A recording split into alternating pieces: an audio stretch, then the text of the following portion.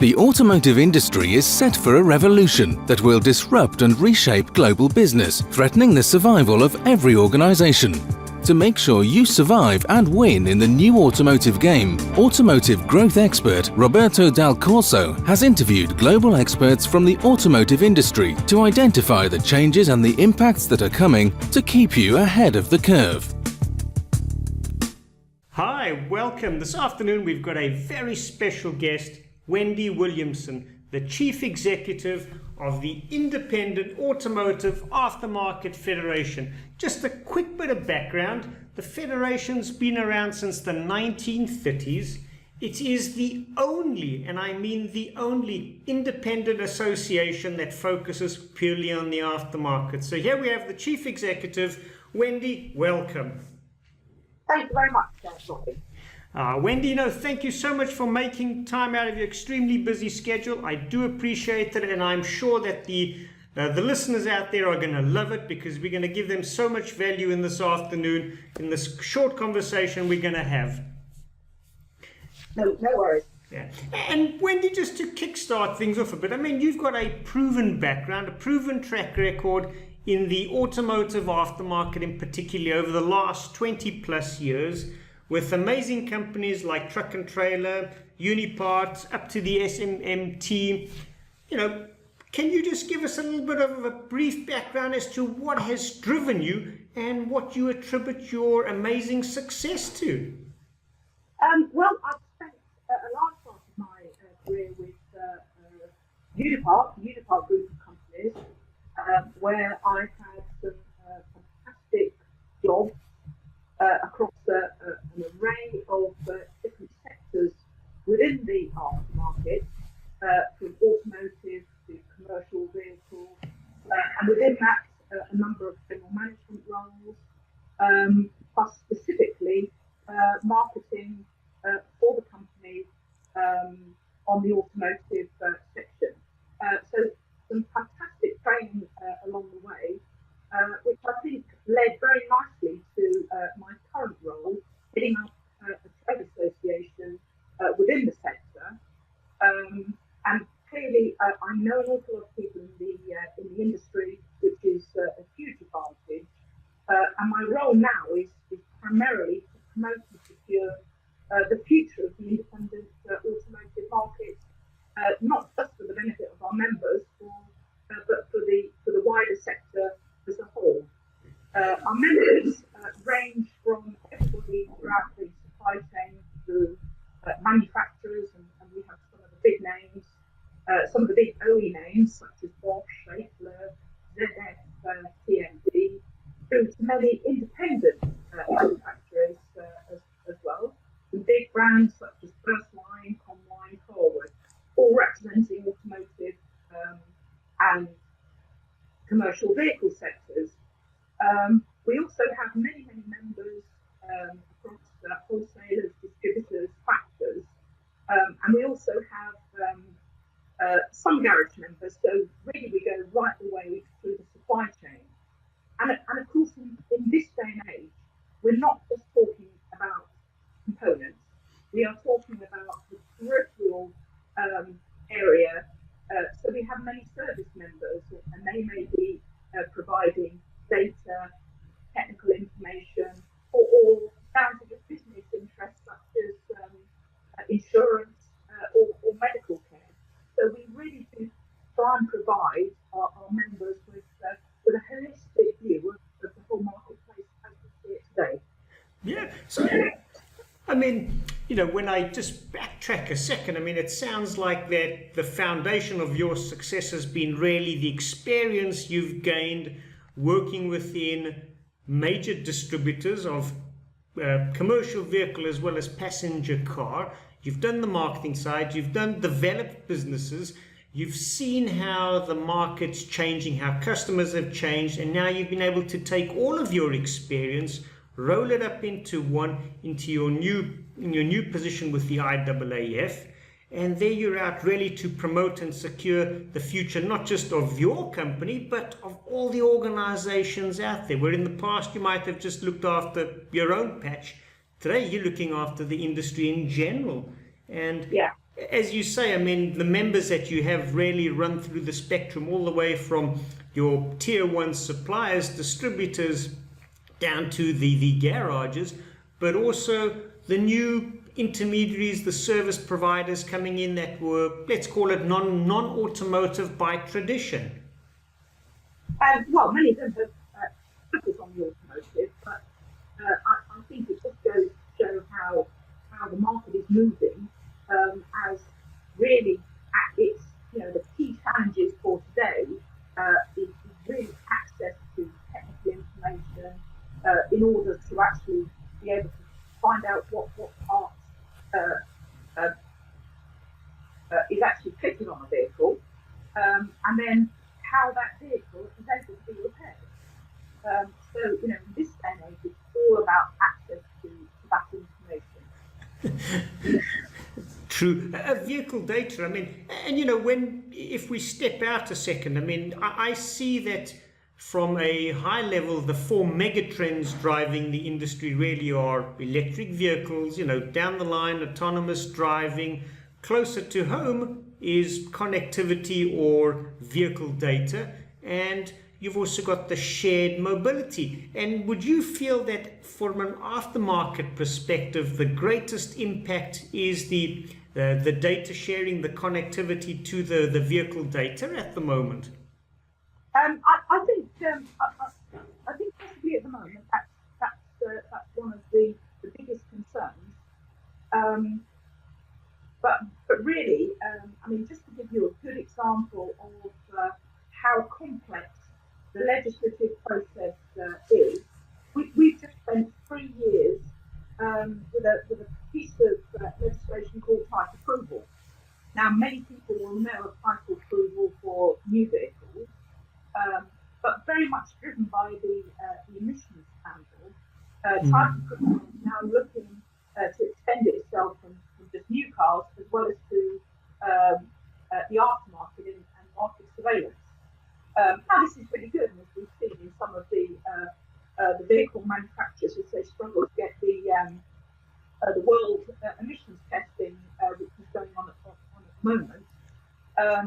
We see how important this is from from everybody's perspective. Now, two of the key amendments that we have managed to get through on this new piece of legislation is making sure that the OBD port, the 16-pin port actually in the vehicle, remains open for repair and maintenance information. Surprisingly, the current legislation only requires that the OBD port is there for emissions testing only. So what we are increasingly seeing is that the vehicle manufacturers are closing off the port for a workshop to be able to plug in their diagnostic kit to be able to repair that vehicle. And what the vehicle manufacturers are now looking to do is to get the workshop to use the vehicle manufacturer's server, their tools, to get the information that they need to repair that vehicle. Now, we regard that as market surveillance, as if that is the case, the vehicle manufacturer will know who's repairing what vehicle when, and we are then reliant on the VM to give us the information pretty much in a time frame that would suit them. Now, we think that's anti-competitive, so we have fought long and hard to get the OBD port that retains in the vehicle and used to access, so everybody can plug in their workshop equipment. However, having fought hard for this piece of legislation, that doesn't actually come in until September 2020, 2 years away from now. So even now, some of the VMs are trying to use this as a bit of a loophole to close off the OBD port. So, worst case scenario, we could be left with 2 years worth of cars which could have this cut-off access. And a further complication from a Brexit perspective, I don't wish to mention that term too early, is because the UK government is committed to adopting all legislation when we're scheduled to leave the EU next March, March 2019. What happens to this piece of legislation that doesn't come in until September 2020? So we're now having to try and lobby our government to make sure that these very hard-fought gains will eventually be adopted by the UK government. So that's a good example of how, we just succeeded on doing something, and then we have to rethink whether it's actually going to be implemented. Yeah. Well, but key for the future is access to the data, and we want to be able to do it without being monitored by the vehicle manufacturers. It's anti-competitive. Yeah. And I mean, firstly, congratulations in having won that hard-fought battle, because I can understand that it's why the OEs are doing it, because, if we were in this situation, we would want no one to have access, and thereby limiting other players in the aftermarket to do maintenance and service. And I mean, the battle that you have fought and won on behalf of the aftermarket literally is the difference between being able to, in the next couple of years, continue surviving by doing maintenance and repair on vehicles, to pretty much being shut out of a part of the market which in the past was there. So no, congratulations on that one, Wendy. Thank you. Because I can only imagine that, there's a lot of people out there going, well, okay, if I can't get access to vehicle data and I don't know what spares are required and I don't know what services, and as we go down more digitalization and electronics, what the settings are, you literally have no business in the future. Exactly, and all we can see is that the whole marketplace is getting ever more complex, and certainly that term digitalisation, really is underpins many of the changes that are happening in this marketplace. So digitalization is certainly one of the key trends that are impacting the aftermarket today. Yes, it's not the only one. I mean, we briefly have touched on connectivity, which is the extended vehicle. Yes. And interestingly, the solution that we've come up with in the aftermarket is for a standard interoperable platform, so that gives unmonitored access to the vehicle. And in fact, the report commissioned last autumn by the Commission looked at a number of different options, including extended vehicle, and the one that they concluded was that fulfilled all their established principles of safety, security, and data privacy, as well as bearing legitimate competition, was in fact the standard interoperable platform. So that's really what we're now working with the Commission to try and make sure that we are not forced down the extended vehicle route, which is what the VMs would Yeah. And I think, interestingly, some of the changes have been a little bit wider than just cars.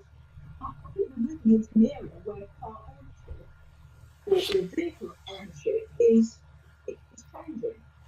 I mean, I go back to the days when I was 17 and couldn't wait to get in a car, have my own wheels, have that freedom. I don't know whether it's particularly the youngsters today don't seem to have that urge. And I guess life is against them with a high cost of insurance these days, so absolutely fair dues to that. But the overall trends, if you look at them, suggest that less and less of the youngsters are driving these days. So with the advent of people like Uber, renting a car by, by the half hour, by the hour, or even by the day. I think that's going to be another trend that will affect us in the future. You certainly, if you're living in an urban environment with all the associated problems and issues with driving, parking, etc., why would you own a car? Yeah, no, it's a very good question. I mean, when you were talking about that, I thought you must have met my kids, because they have no intention of getting a driver's license or of even getting a car.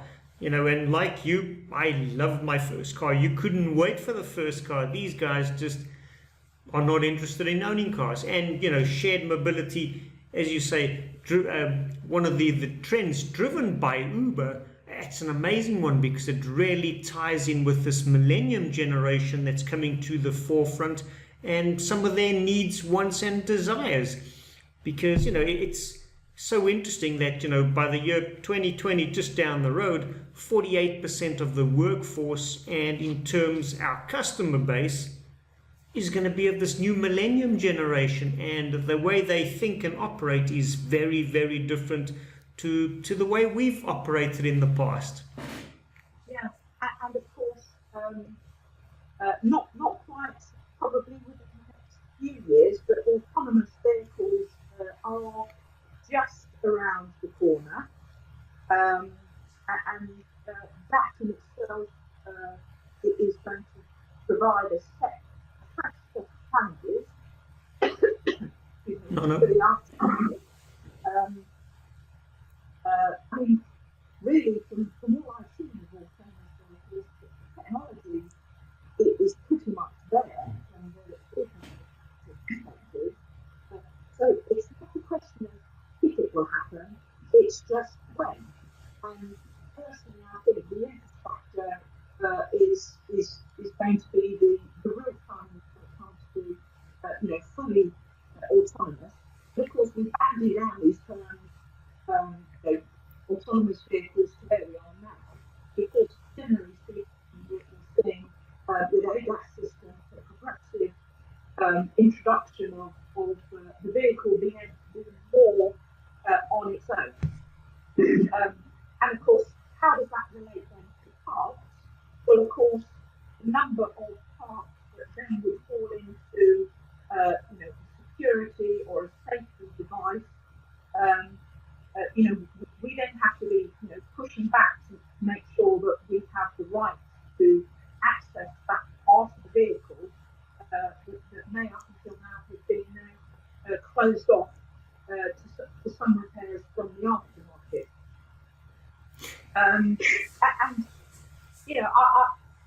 I say from an aftermarket perspective, many workshops, they still regard hybrids as a relatively new technology. Hybrids have been around for 10 years, and I think part of our job, and myself and other colleagues who have trade associations more focused on the garage sector and the equipment sector, we're trying to work together to make sure that everybody has the right tools, the training and the equipment to make sure that they're able to keep up with the hybrids that are coming through, electric vehicles that are now becoming through into the aftermarket, because it is a different type of repair, and we have to take the responsibility to take on these challenges ourselves if as a sector we are going to survive and thrive in the future.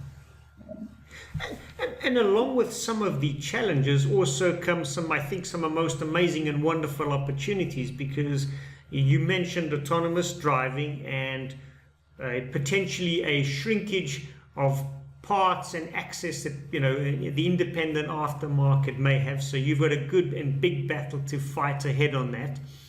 You mentioned the shared mobility, so potentially the number of cars might decrease, but potentially the usage of the car will increase, which again brings all sorts of different challenges that go with it.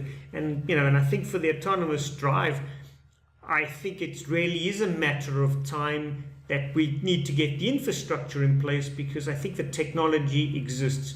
And in the meantime that we get the infrastructure up to speed, it's going to become a matter of getting the users interested, users comfortable with it, because it's going to be totally different. But from an aftermarket perspective, I think some of the garages are potentially a little bit fearful or scared, because it's new technology, it's a lot of change, and they are not sure. And as you say, hybrids, according to them, is relatively new, which isn't new. So in the automotive market, potentially we have lagged behind in terms of training and in terms of staying in touch with what the OE side of it is doing.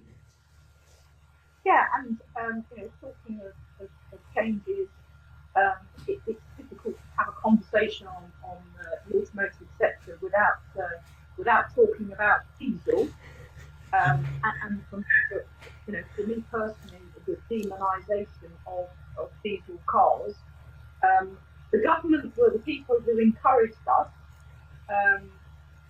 buy diesel on the basis that they are more CO2 friendly. The new Euro 6 cars, which meet all the ultra low emission requirements, that message doesn't seem to have got through to general consumers. There's just at the moment is diesels are not the way to go, which is reflected in the new car figures. I think they've been an easy target. If I was living in the middle of a city, no, I wouldn't own a diesel car, because it's not the right car to own. But given my mileage to the office is 95 miles, diesel car is absolutely the right car for me for my journey. And I think particularly with some of the developments that are being made with engine systems, and I'm not a technical person, but there are certain tier 1 suppliers who feel they've got a solution to really reducing the emissions to possibly even zero. Then I think we should not be spinning the whole diesel technology right now. And just lately, I've heard a slightly softening position from the government that actually there may be a role for diesel in the future, but if it may be too little, too late. Because it's like, oh well, let's get on the electric bandwagon. Certainly a couple of years ago, the national grid seemed to be at maximum capacity in the dead of winter. You lob another 33 million cars onto that, and surely something's just going to go bang. I really do think that it's time that other sectors, such as agricultural, such as domestic boilers, industrial boilers, cooking, they all need to play a role in terms of the overall reduction in emissions. Because I'm sure, like you, with your family, that we don't want to inflict these poisonous knocks on people. The only thing the government's attitude has really had at the moment is to have confusion. So there's probably more people involved there older emission, much worse emission cars than upgrading still ones. So I think that there needs to be some move, some coordinated response across all sections to try and get the emissions down in a safe way. But especially on diesel cars has been totally wrong. Well, I'm glad to hear that there seems to be a bit of softening on the diesel cars, but I absolutely agree that I think it is central that the government takes the lead role in when they decide to roll out certain technologies, that they bring all of the different sectors together and see that there is a bigger option to be played out there and a bigger game, because the automotive industry can't be held to different standards to everyone else or other industries, and it's just not meant to be that way. We all have a role to play, we're all culprits of it, but we all have a solution to it. And a collective solution, I think, is far better than, industries doing different things at different times, at different speeds. Yes, I agree. So, would you see something, as your role, taking that one further and trying to push that one further and trying to get government more involved, more responsible of getting other industries involved? Well, I think we're working with some of our other trade associations to make that happen. I mean, certainly some of our members who are more specialists on diesels, it's a very, very sensitive topic for them. And I know that other organisations are just as frustrated with the overall message of diesel, confused message of diesel. So we should continue that work with some of our other colleagues in the industry. You certainly sound like you've got some interesting fights and battles ahead of you.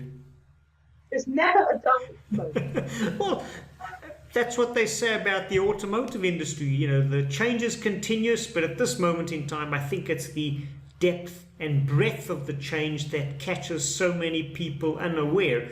I mean, outside of the big mega trends, what do you see is the biggest trend impacting the aftermarket?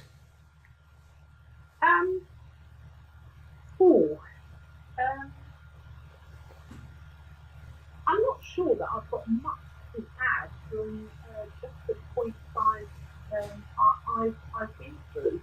I mean, if we summarise them, we've got potentially changes to the internal combustion engine. You've got new technologies such as electric, hybrids, and then further ahead we've got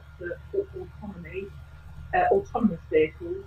That in itself is changing lifestyle, ownership, and how cars and vehicles are used.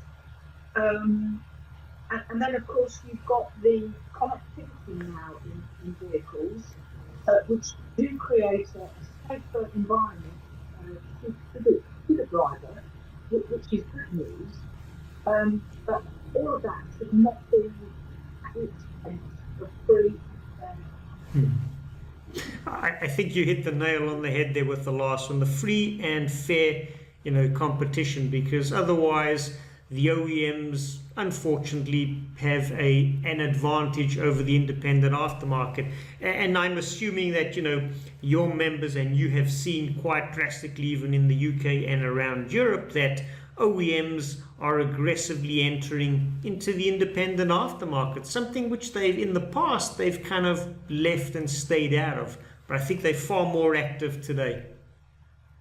Yes, although we hear of various initiatives by various vehicle manufacturers setting up a parts service, and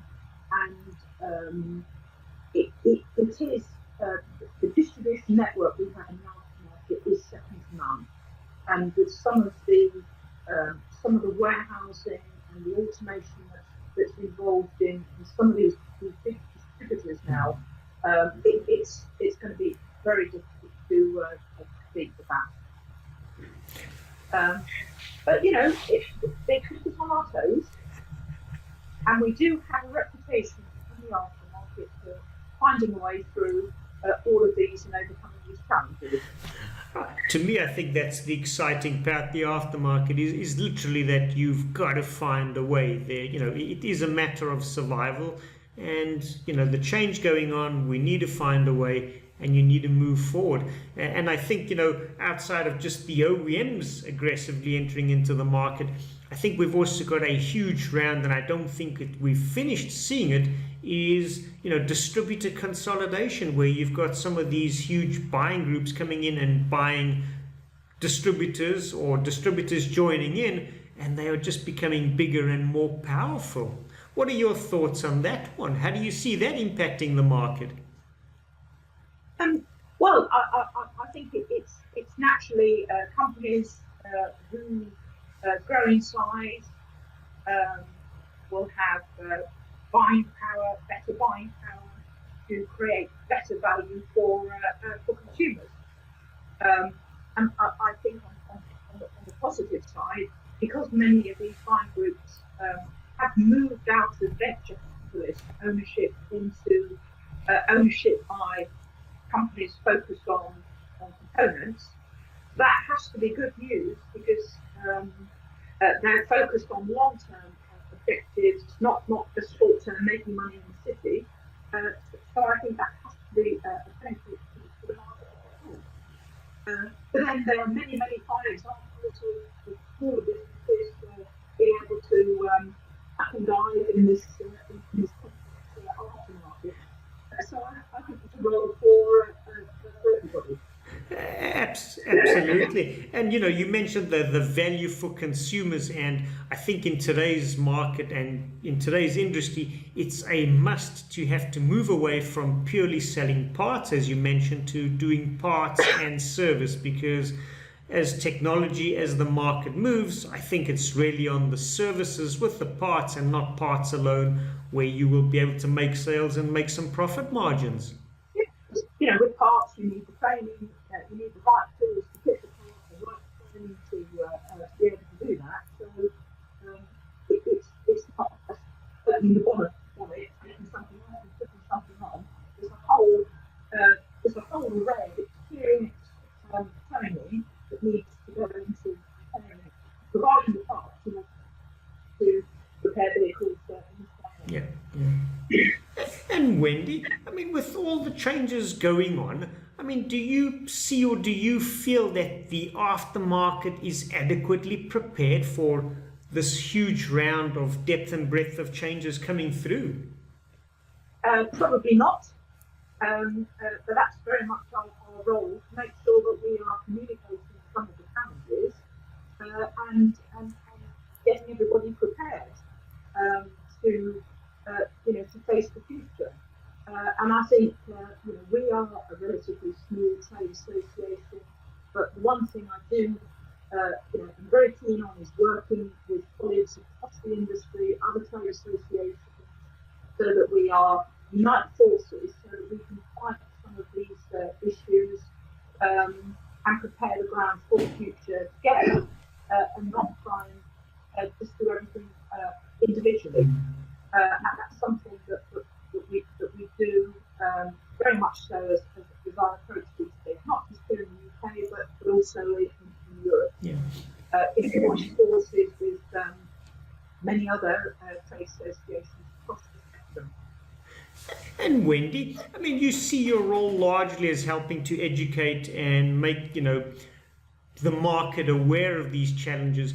What are some of the impacts that you would see, or you would tell your members about, that if they don't change, what are potentially some of the impacts that are going to happen down the line to them? Well, if they don't change, if they don't invest, then they are going to have more of a difficult future. I think the days of a workshop, being able to bring in any maker of car for any age, I think they are disappearing as workshops, having to specialise in marks, increasingly so, in order to have the skill set and the tools and the training to be able to repair those vehicles. So I try and see that as a trend. I think we've got some good training organisations through the likes of the IMI, who are supporting the industry, and that's both across the dealer network as well as the aftermarket. Because let's face it, with 22,000 MOT stations in the UK, 18,000 of them are independent. So that gives an indication when the consumer has a choice about where they take their vehicle for an MOT.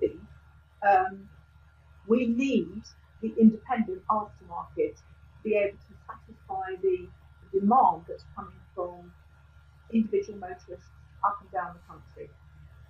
So it's really important that we all work together to make sure that we're able to provide the tools, the training, the data in order to be able to provide the right part, to be fitted on the right car in an unmonitored way. That's all we're asking for. It sounds like a tall drink of water. What's your biggest challenge in making that happen?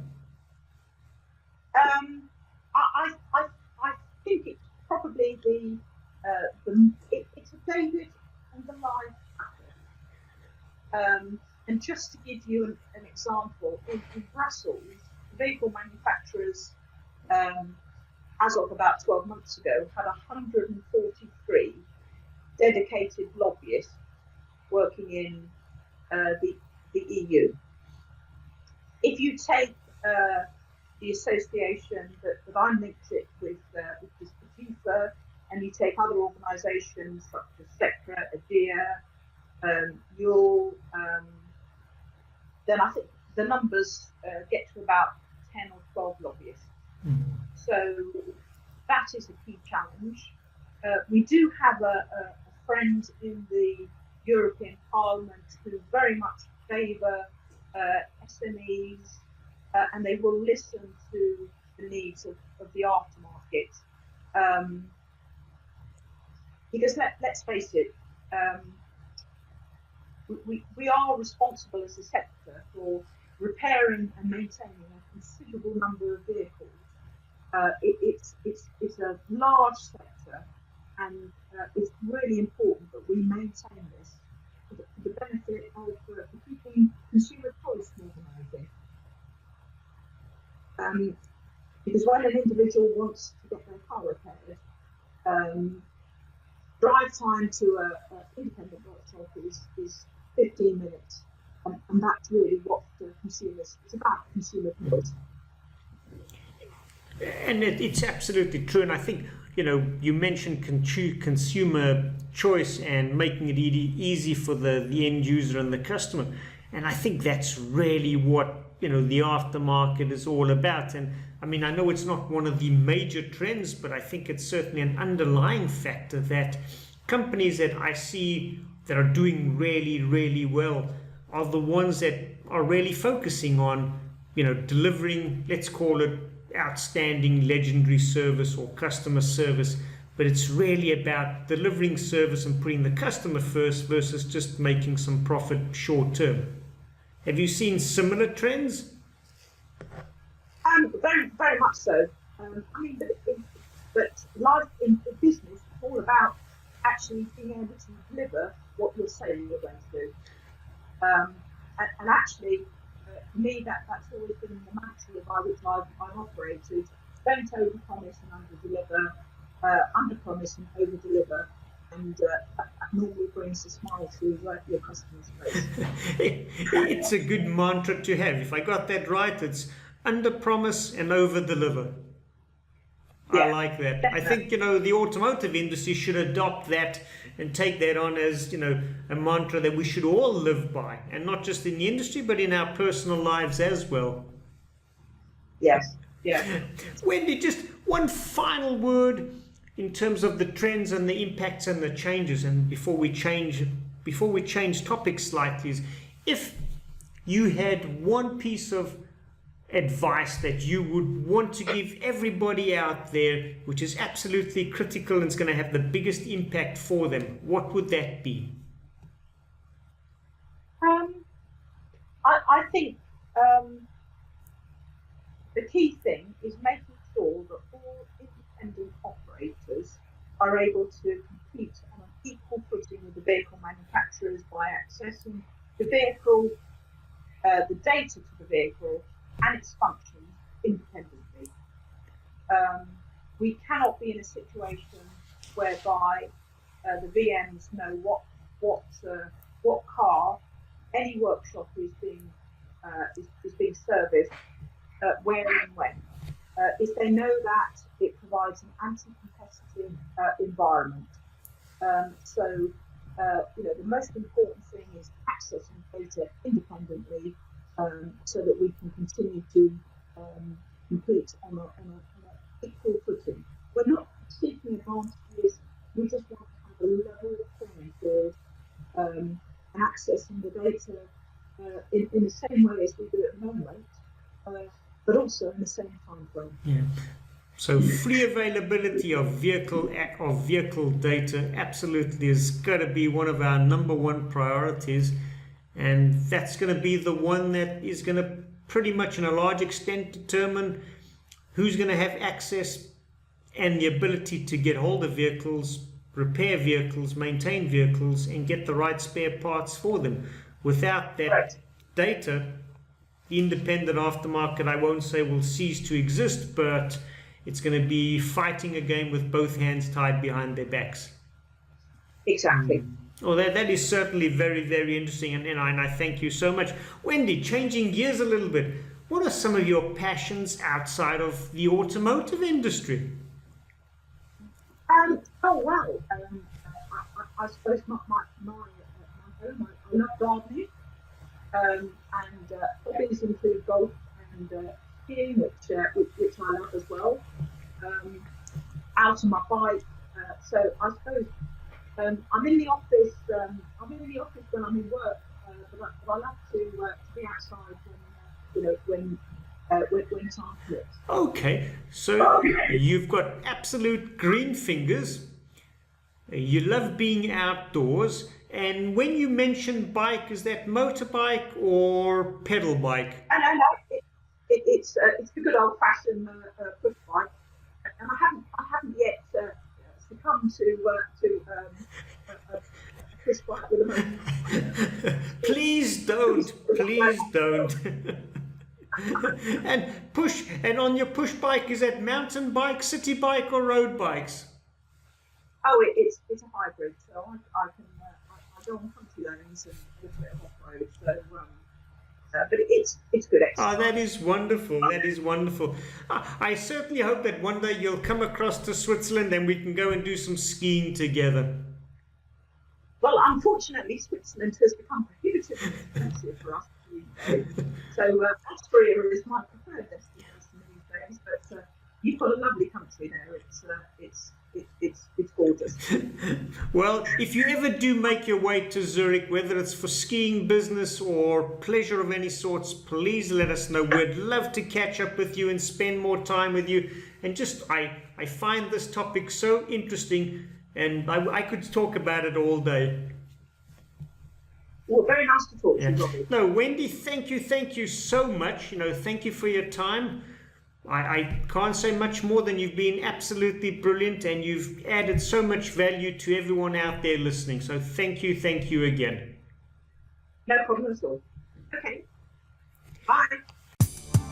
I hope that you have enjoyed and found value in watching this interview. If you want to learn more about the leading disruptive automotive trends impacting the industry, check out www.dalcorsogroup.com.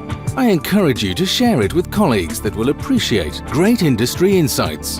Join us tomorrow for more experts from around the world.